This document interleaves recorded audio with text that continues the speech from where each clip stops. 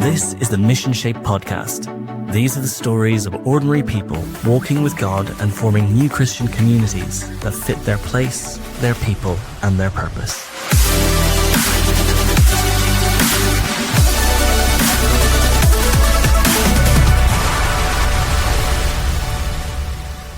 Good morning and welcome to the podcast, and a very, very warm welcome to the amazing Darren. How are you doing? I'm very well, thank you, Mark. Very good. Lovely to be with you. It's not as sunny down in the Plymouth area as one would like, but it's not raining. It's dry, so I'm kind of happy about that. Oh, good. I can confirm, and it is gloriously sunshiny. Is it? Back door here in London. Yeah, it's beautiful. It's there was a bit of a rainstorm last night, but yeah. It was a nice walk with the kids to school this morning. Probably short-lived, but take the easy wins when you can, right? You take it when it shines, mate. That's why it does. Make hay. Exactly. So, we met down your neck of the woods. Yeah. Gosh, a year ago. Then we did. I think we were doing a pilot hub of sort of a regional hub of Story and Sea. Yeah. And you, at that session, you told us a little bit about your community, which was fascinating. I remember talking to you briefly then saying, yeah, we should get you on the podcast. It's taken me over a year, but we're here. So that's something to talk about now, because we're 8 months in. So, lots of stories, lots of things, successes, failures. Well, we don't say failures, Mark, actually, in New People, New Places. No, as Methodists, we say deep learning. Yes, learning opportunities, of course. Of course, how short-sighted of me. For all the previous guests, if I've ever talked about failures, or if you've indeed talked about failures, let's spin that around. It's a nice corporate deep learning, yes. Indeed. Very deep. Why don't you tell us a little bit? Tell us about what your community is, and if you tell us the story of how your current context, your of the Methodist variety, and so tell us a little bit about that context, how you got into this, and how your community came about, how it started, and what it looks like. Right. So we're going back about 3 years, Mark. 4 years now. I was on sabbatical.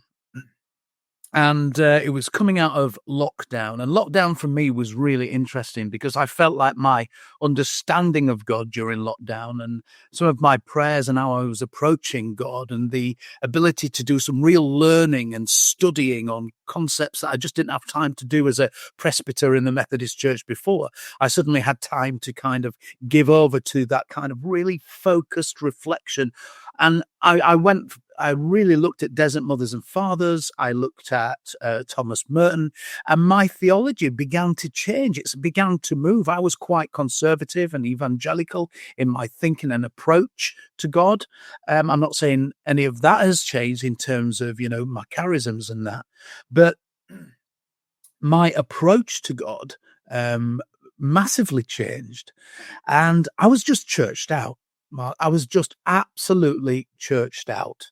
And I wanted something different. I'd been a chaplain in the military. I'd served with 1 RHA. I'd served with 2 9 Commando Regiment. I got my Green Beret. I loved challenges. And I'm not saying that I wasn't challenged by the church, but it wasn't scratching my itch. And so someone was doing my wife's hair in the kitchen, in the man's kitchen. And she was part of the Military Wives Choir down here in Plymouth. And I said, I'd love to be a hairdresser. An old friend of mine from my performing days, Herbert Howe, had his own celebrity hairdressers in Liverpool. And I grabbed her scissors. She went, well, you've just picked them up like a pro. I said, what would I have to do if I wanted to learn how to be a hairdresser? She says, well, go to college. It's 1 day a week. And in 3 years, you'll have done your MVQ level 2 and MVQ level 3. And maybe they'll let you do your barbering. Do you know, long story short, I did. I did just that the next day. And I had no knowledge of hair whatsoever. I just wanted a challenge and to get my head out of all the kind of, there's many things I could say. I felt like it's the trouble of church life. And it was great. As soon as I went into that salon, I realized that actually hairdressers are chaplains. And there is massive missional opportunity in hair salons. And so for the next 4 years, as I was training how to become a hairdresser, the imagination on how to shape something that could be church shaped, kingdom shaped, I like that word better, kingdom shaped, and using it as a touch point to get alongside people, I found was exciting and really different. Mm-hmm. Awesome. So the stars aligned. Now, this is the God thing because I'm a great believer in synchronicity. So the end of my current appointment was coming to a close. NPMP, which is the Methodist Initiative for New Places and New People in Church in the Margins, we were coming to our phase of funding, and suddenly the stars aligned and every door just went boom, boom, boom, boom, boom, boom, boom.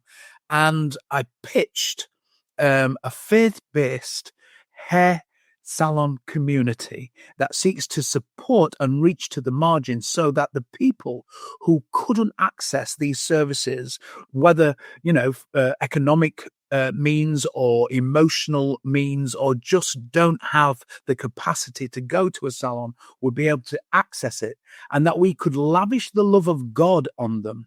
And in that relationship, just be present. In the military, we used to have a saying that said, chaplaincy is 95% of presence for the 5% maybe of God interaction.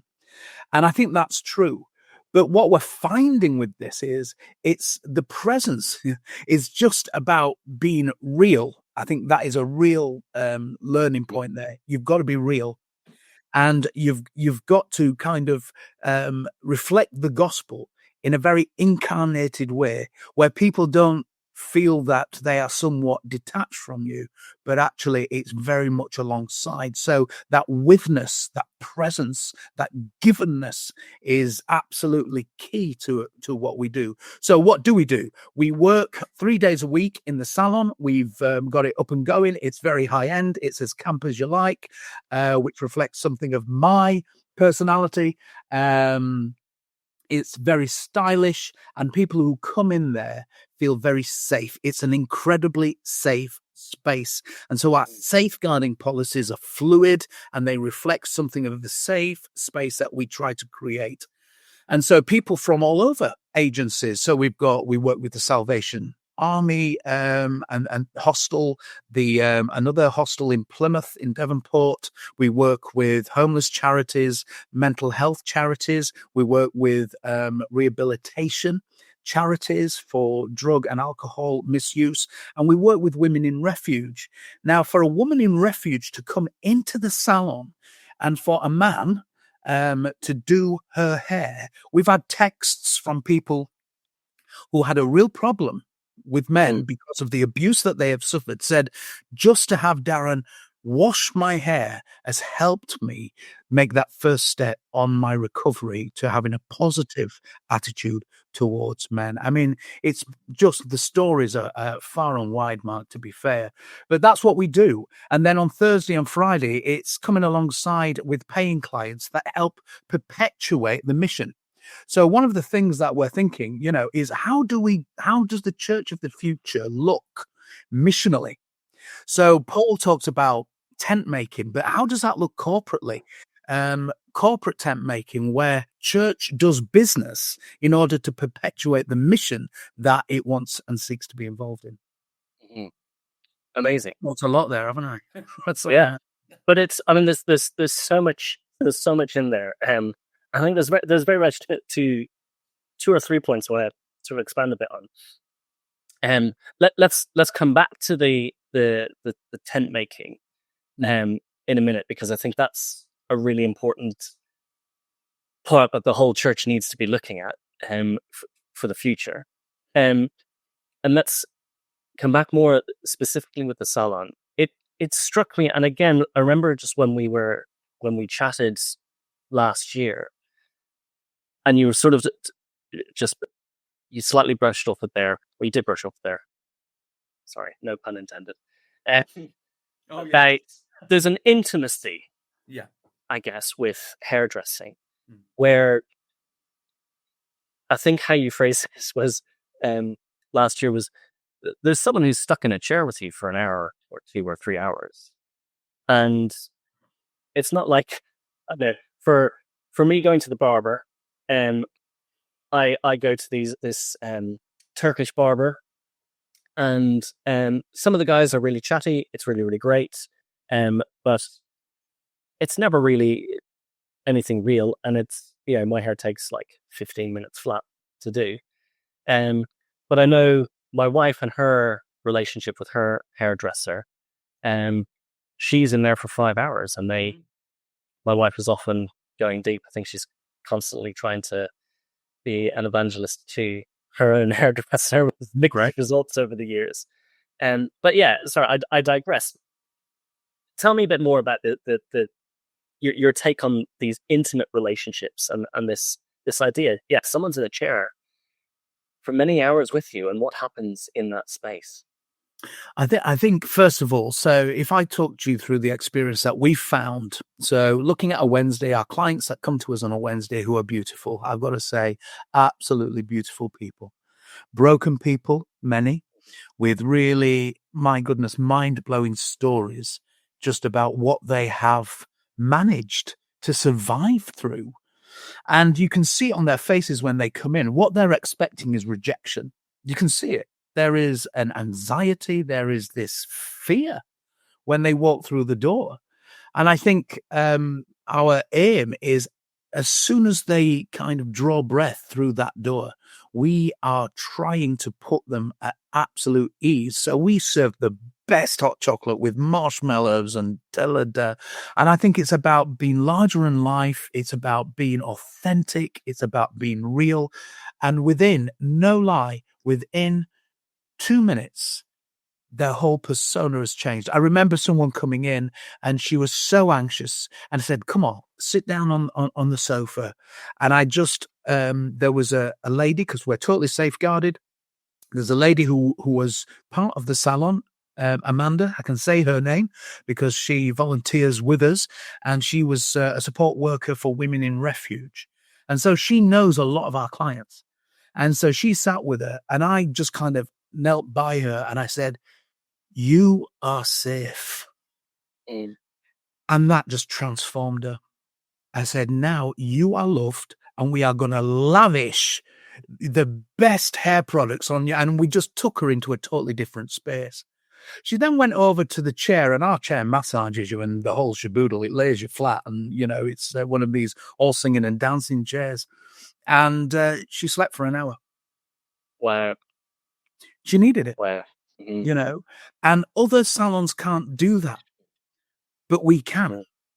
And just to see the transition of someone who is fearful and anxious into someone is joyful, and then just feels an absolute $1 million as they walk out, and their whole persona and confidence just has changed, is just such a gift. In fact, I see so much of God in them. You know, so much of God. One guy said to me, he says, I'm going to meet my mother, Rev, because obviously Rev 7, they call me Rev. Rev, and I need to look sharp. He said, I'll make you look sharp. He says, I used to be a junkie. That's his words, not mine. And he says, but you know, Rev, he says, being a junkie doesn't mean that I'm a bad person. It just means I made bad choices. And that, Mark, hit my heart. I said, right, you're going to see your mum. You're going to have lunch with her. You're looking awesome, brother. You're looking really sharp. I said, let today be the day that you start making good choices. And just to have that depth of interaction with someone on the periphery, at the margins, who would never even consider coming through a church door is essential to reaching people with the love of God. That's the thing we hear over and over again, right?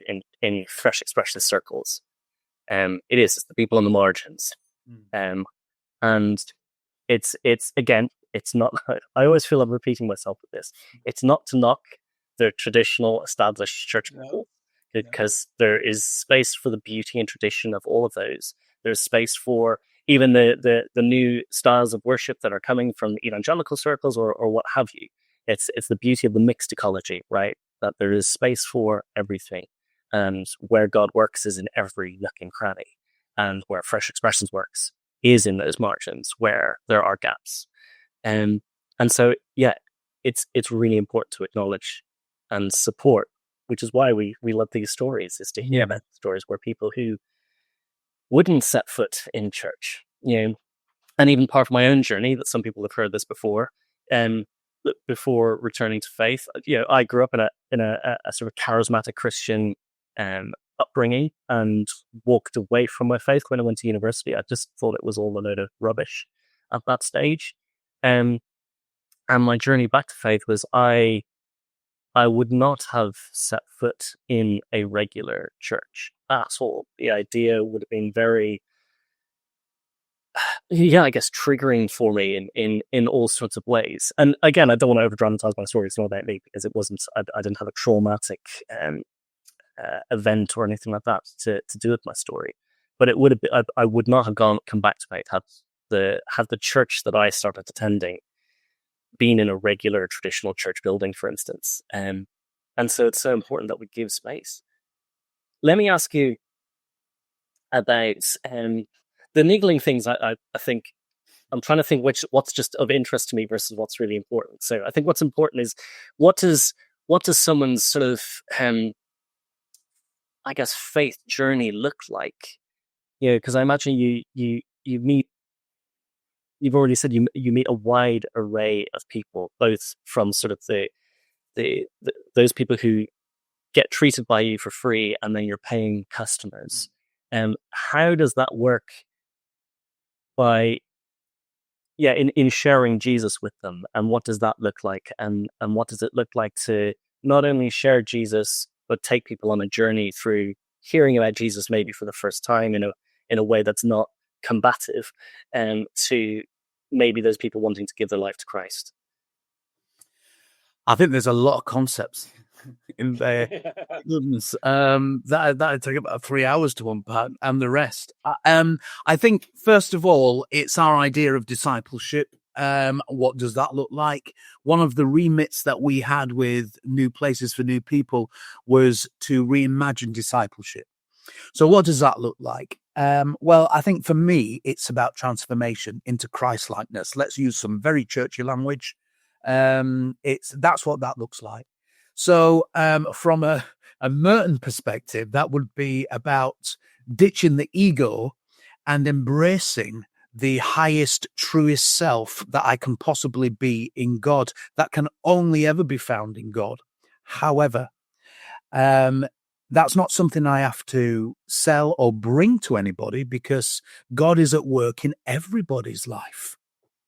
I'm of the opinion that we're all made in the image and likeness of God. Now, the ratio of ego, selfishness, and Christ-likeness is in different measure in all of us, even from a day-to-day perspective.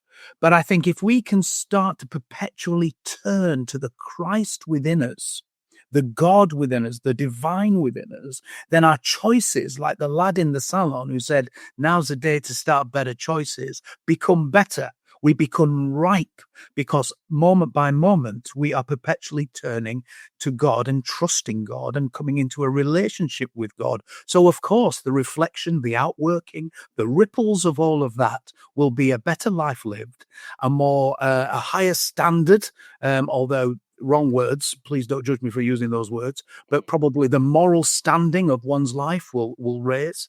And we start to see a bit of fruit from that transformation. So if somebody on a Monday morning goes onto a roundabout and gets cut up and gestures very articulately to the driver who's cut them up, that's one way of reacting. But if, having journeyed with people of faith, that on another Monday morning, the same driver cuts them up and they are more patient, or they're more giving and gracious, then there's a slight transformation there that's more Christ-like. Forgive the analogy, but that's what we're looking for. It's not about church attendance, although that's good and that's right and that's proper, but that's not where everybody's at. So how do we take people on a journey? I think the new Pope, Leo the 14th, said something that stuck with me, and it was just a simple phrase: friends of Jesus. I'm a friend of Jesus. That doesn't mean that I've got my life absolutely perfect. In fact, if you spend, a few minutes with me, you'll realize that I'm probably, like Paul says, the biggest sinner amongst the lot. I haven't got it right, but I think that vulnerability and that ability to say, I'm just like you, and I'm trying to figure this thing out just like you and make sense of spirituality to come into an understanding with God and be on this faith journey just like you is absolutely key. I sat with a lady who's been through a lot of rubbish in her life. And she just started going to church with our lovely Amanda, who I spoke about before. And she said, I just didn't feel like I belonged. I feel like an imposter. So we started to talk about that. And I just was able to minister in that moment about the love of God and how precious she is and how loved she is and how of worth she is, and that God has the best. I said, God is your biggest cheerleader, pom-poms and everything. I mean, God is doing the full dance routine on the sidelines of your life, cheering you on so that you can achieve the highest potential with God. And she got it. And she says, I want to be baptized. And I was like that. Okay, well, let's walk a few months. Let's start the journey. And so she's coming to what we call a slice of heaven at Rev 7. Do you see what we did there? Hey, nice. Totally cheesy. This is spiritual exploration for all faiths and none, Mark. So discipleship looks like, I don't care what you believe. I don't care if you don't believe. You are a human being made in the image and the likeness of God. So let's have a dialogue. Let's talk about the God you don't believe in. Let's talk about being a friend of Jesus. Let's not use churchy words. Everybody knows what we mean by ego. Once we start talking about sin, people close off. But ego, I got one, you got one, we all got one. And I think it's about giving permission for people to be who they are and to understand God how they understand God. Because every single person, even in a gathered church, who have a collective theology, dogma, and doctrine, will understand God in a completely different way. So it's about recognizing those things and not insisting that people conform to present structure, but having a more fluid path where we can all just be sojourners. I don't know if that's the right word, in this faith walk that we're having. It's reminded me of the idea which came up yesterday, actually, with my daughter, as we were talking about translating languages. Because often we talk about language in Fresh Expressions, and especially for the operations team, we're often talking about language because we work with so many different denominations, and different denominations have different terminology, different church language, if you like, for one thing or another, and it all means the same thing. But also it's more important, I think, to consider the language where we act as pioneers. We act as translators between, sometimes the people that we're ministering to and God. We do act as this go-between to try and translate, and often maybe undo the translations is probably a better thing, to reinterpret for them some of what they've been told about themselves by either society or previous experiences of church that aren't necessarily true. So again, like you say, using the word sin in a certain context, immediately some people will turn off at that.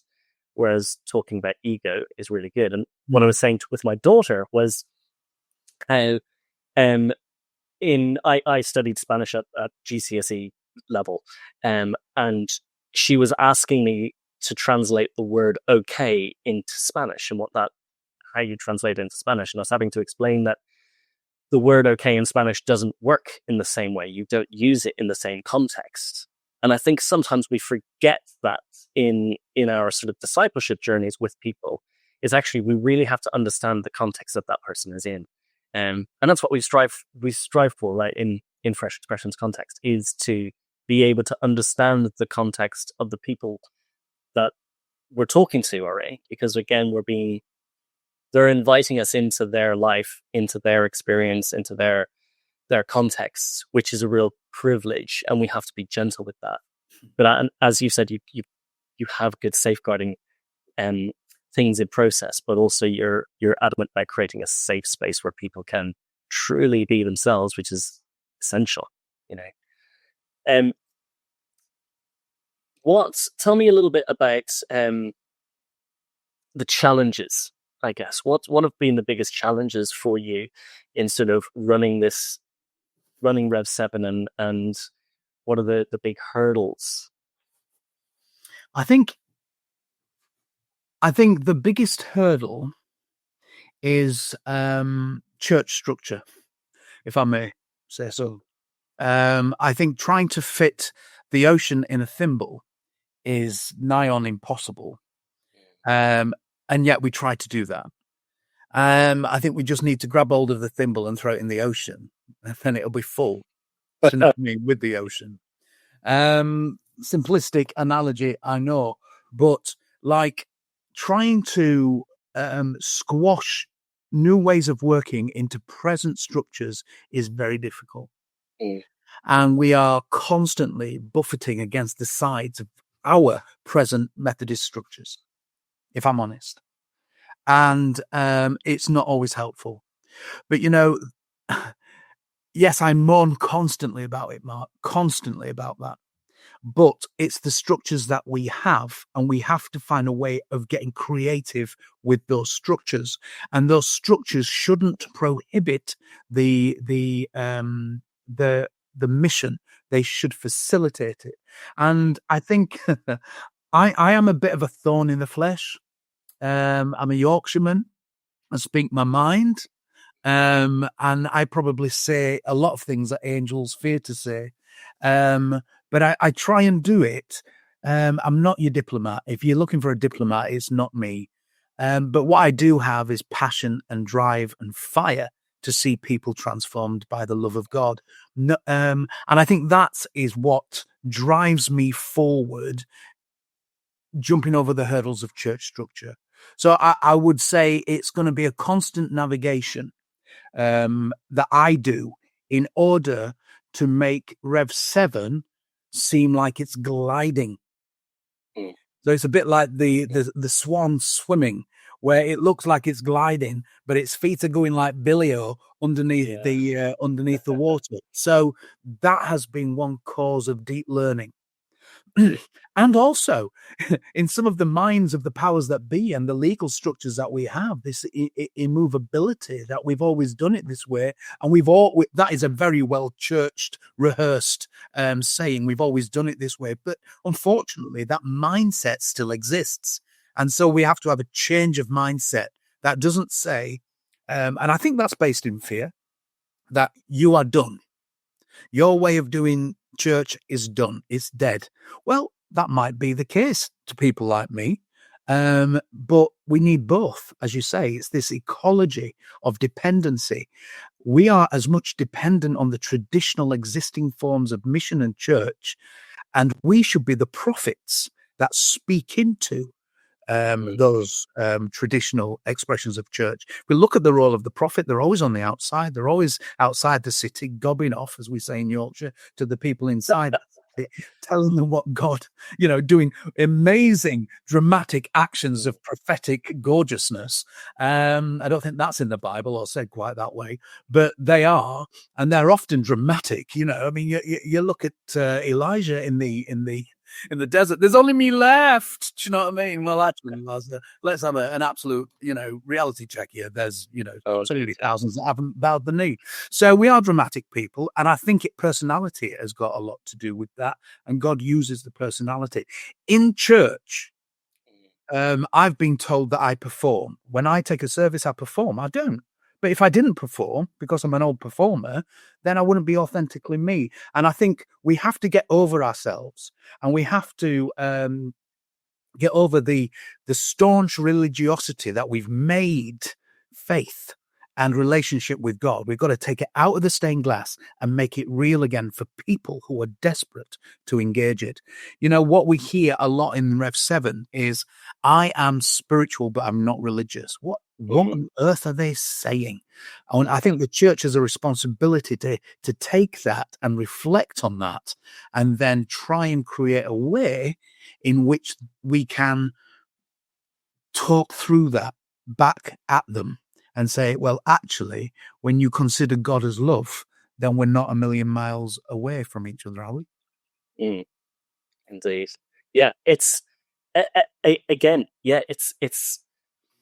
I think a lot of people will resonate with that across all the denominations, and there have been these frustrations for pioneers, and so yeah, prophets, pioneers, all of those people, like pioneering by its very nature doesn't mean that you're in the center of things. You're usually on the edge doing different things. And I think it's really interesting sometimes in certain circles, that knee-jerk reaction of defensiveness, right? That people, if you dare to do something different, the immediate question is like, well, isn't this good enough? It's like, that's not the question.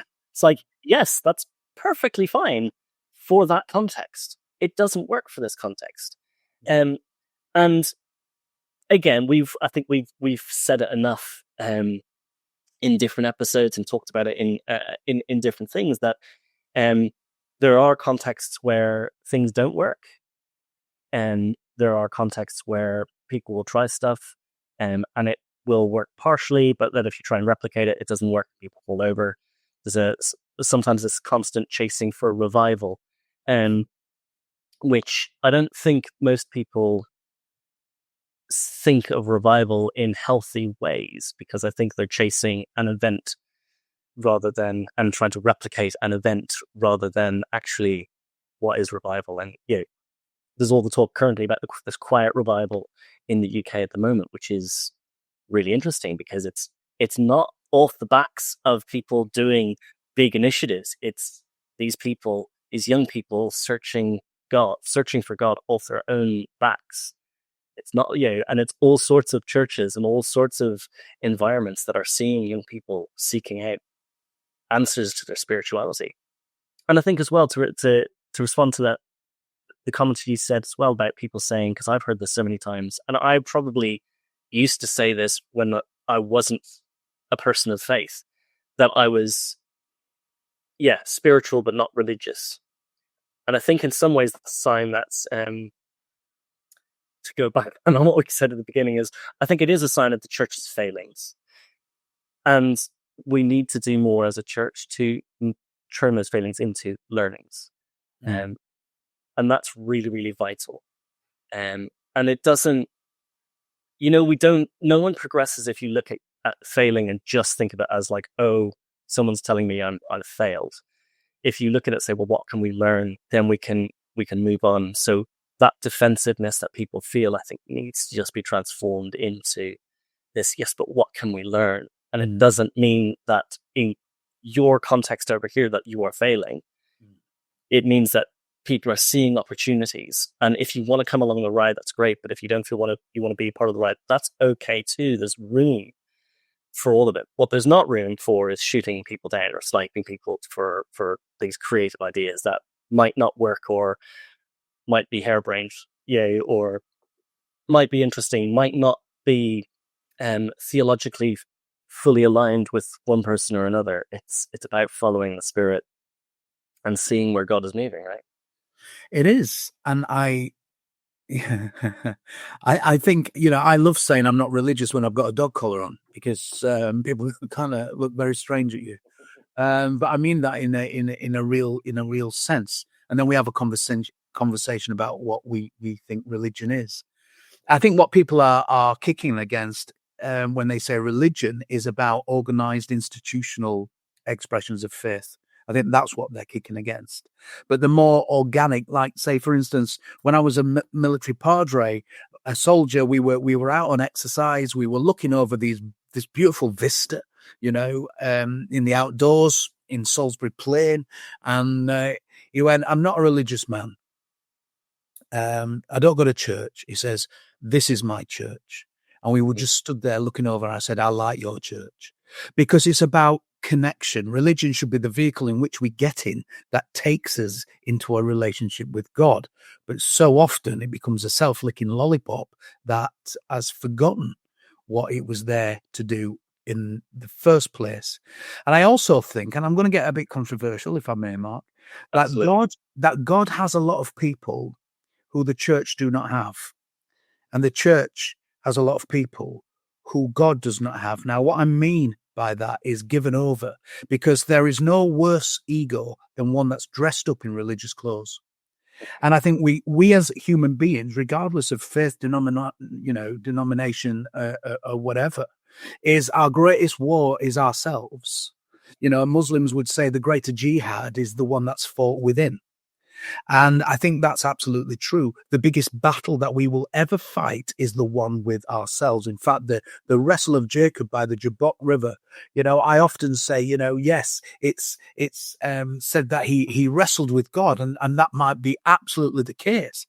But there was a lot of self-wrestling there. He was scared. He was afraid of meeting Esau and what Esau was going to do to him. And he was isolated and alone and in solitude. So I think, there's something about the self-wrestle and self-awareness that in churches, if we could become self-aware and recognize when the ego is kind of going, well, I always do the flowers on the third Sunday in the month, and I am not letting Barbara do them. Well, where's Christ in that? And I'm not saying I've got this right, because the other day I was getting all grumpy because somebody nicked me car park space in the car park. How dare they? I know we are human. We are all human, whether we know Christ or not. We've all got an ego.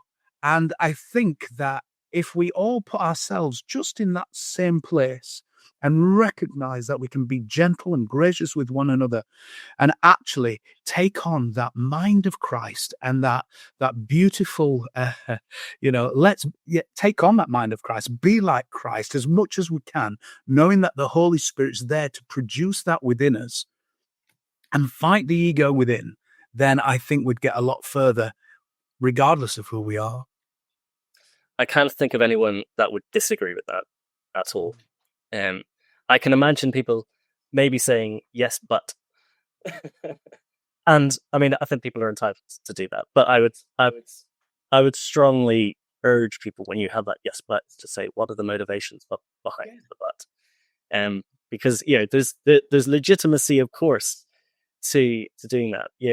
I think there's a lot of people out there who have faithfully led churches and worked their backsides off to try and lead people and disciple people, and so sometimes it can be challenging, but getting our focus, always having that focus on Jesus, because ultimately it's all about Jesus. It's all about Jesus. And the second it becomes about, I don't know, just the flowers or the car park space, or the sound not being perfect, or the feedback coming through the speakers, just it's about Jesus.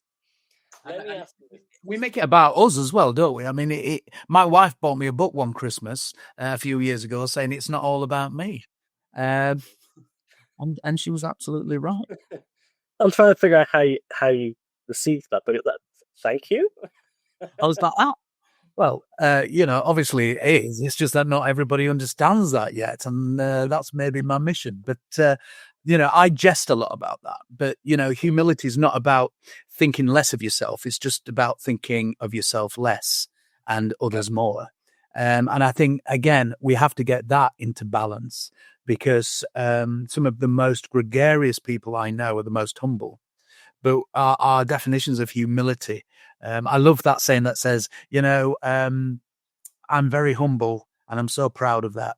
Do you know what I mean? But the thing is, it's like, I know that I'm so rubbish at so many things. You don't have to convince me of that. And I know that my need for Jesus is absolutely ultimate and paramount. And that I can't do anything in my own strength. I understand that. And I fully rely on God. But I'm not going to start berating myself. I'm going to, still be fabulous and marvelous as much as I can, because that's my character. And sometimes I just think that we push it away because it doesn't seem reverent enough. And I think we need to get to a place in our churches that say, just come as you are. We've put a lot of emphasis on, sexual orientation. The church has tore itself apart with that. Well, that's not the most important question to my mind. It is not. And it doesn't have, for me, eternal significance at all. Do you know what I mean? Jesus said, we'll be like the angels, neither male nor female. So why are we arguing about that now? But it is about welcoming the stranger. It is about being a place of refuge for the refugee. It is about feeding the hungry. It's about clothing the naked. And it's about reaching out to the margins and bringing them into the center. That's what Jesus was about. So let's ditch the stuff that we don't need to talk about, and let's put our weight behind the love of Christ that we do need to address. If I was Pentecostal, I'd be shouting amen. I'm not Pentecostal, so I'll just quietly, I'm Anglican, so I'll quietly say amen. Yeah, I don't. Maybe the Plymouth would. I don't know. I think I've ditched the walls of denomination. I think for me, I love being a Methodist, and I find my home in Methodism because of the emphasis of grace, and that's just something personal from me. I love drinking from the brook of grace. That doesn't mean we just have the monopoly on grace. It's just I found my home with the social justice element and justice-seeking church within Methodism. But my denominational walls have just fallen down because I see God, a God of the whole of creation that I can't even fathom or even begin to comprehend. And when I see that, I look not just beyond our Christian boundaries, but I look beyond our multi-faith boundaries. One of the things that's really encouraged me over the years is that Jonah in Chronicles is the one who God uses to draw up Israel's boundaries. And then in Jonah's the prophet that God challenges to cross his own boundaries. Yeah. I love that. That just gets me like, whoa! I get really excited about that. I think there's a thing of, we forget, don't we? Because we talk about doing stuff in our own strength and relying on Jesus, and our obvious thing to that. But I always constantly see the thing of Jesus turning things on its head. Yeah. And suddenly we can be really certain about things, and then suddenly God is like, nope. And sometimes that can be disconcerting, but it relies on us to lean in to what he's trying to do. We're coming to the end of our time, and so there's two things I need to ask you about. One of the things I always ask every guest whenever we're hearing a story about their community is, it's to acknowledge that for many of our listeners, pioneers, sometimes we have people who are new to pioneering who might be thinking of stepping out, and they've got an itch about doing something pioneering. They might have an idea, they might not know what it is yet. Some of our audience are people who are already pioneers, who may have been doing it for a long time, might be thinking of the next thing, might be struggling a bit. They might be just doing fine. What would you say to those folks out there to encourage them in their journey, in their pioneering journey, in what God's doing in their context? One of the things I think, I'm just going to reach from my Celtic daily prayer, because at Synod yesterday, we were looking at creating a new structure for some of the churches and societies and projects that we have within NPMP and pioneering. And the name of that new circuit would be the Coracle circuit, looking at St. Bernard and getting his 16 monks in a coracle and crossing over to seek the promised land in North America, and going over in this very little boat over the Atlantic Sea. And some of his words I find incredible. So I'm going to encourage you with his words, not mine. So one of his prayers say, "O Lord, I pray that in you I break ground both fresh and new. As a student, let me stand. Break the hardness of the land with your forgiving Father hand." And for me, that is a pioneer's prayer. That even in the darkness, I have to trust. And if we are in the darkness in a very little boat on a very big sea, and if it feels like that, please just take some time to reconnect with the initial calling that God gave you to do this work. Reconnect with the reasons why you're doing what you're doing, and let that fire reignite within you and perpetuate you forward, and simply trust. Don't try and hold on, let go. And, God is the boat in which we sail. Wonderful. That is beautiful and wonderful. And yeah, some wonderful words and good inspiration. Darren, I'm sure people will be interested to find out more. Indeed, sometimes people are interested in potentially reaching out to you to hear more about what you're doing and how you've been doing it. They may be seeking advice and similar things. How can people find you online or what have you? And what's the best way to So we're on the socials, and that's Rev7 Hair on Facebook or Instagram. We also have a fab website now, thanks to Daniel Watson. So I'm going to give him a shout out there, because he's done an incredible job with all our marketing and brand personality for Rev7 and the project. And that's rev7hair.co.uk. And if people want to email us and get in contact with us, then they can just email info@rev7hair.co.uk. Awesome.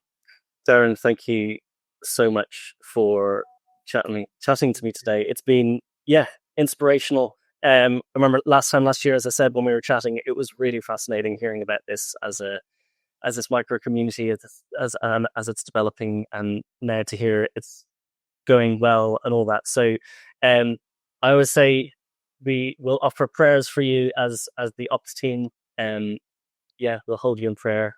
And thanks for all you're doing.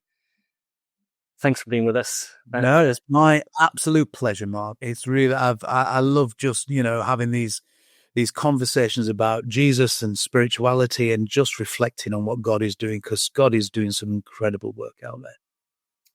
On that note, on that beautiful point, bless you, mate. God bless you, Mark. Thanks for listening. We hope you enjoyed that episode. If you want to dig a bit deeper, there's loads over at freshexpressions.org.uk.